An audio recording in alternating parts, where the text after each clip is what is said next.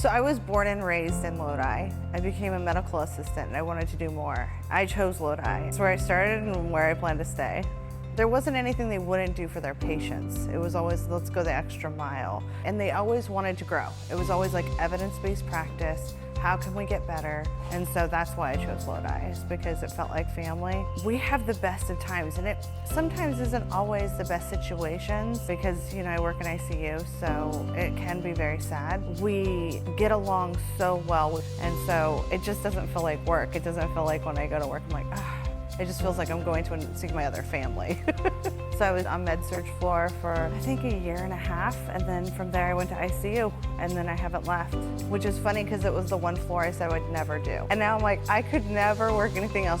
Typical day for me, I am a charge nurse, so I don't have my own patients, so every patient in that unit's my patient. I feel like every patient needs something different. Every family needs something different, Each situation's so separate from the next. When I met Liberty and her family, I had this intense need to just, love on them, and the wife was fighting for her life. She was on life support. He couldn't talk to his wife. And, I just told him every day that, I would see him. These are our goals. These are what we're going to do. This is what we're looking for. At first, I was just, really trying to encourage him to be like, she's young, she's going to get better.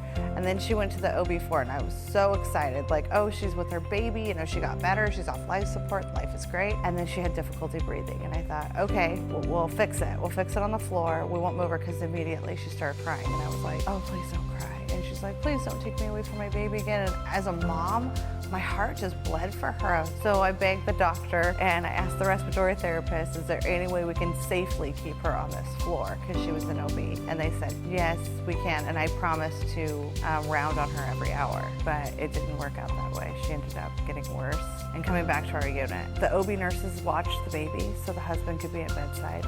They just had a very unique situation and needed to be treated in a special way. I'm just glad that she's okay. That's a good ending. She got to go home with her baby and her husband, and life is good.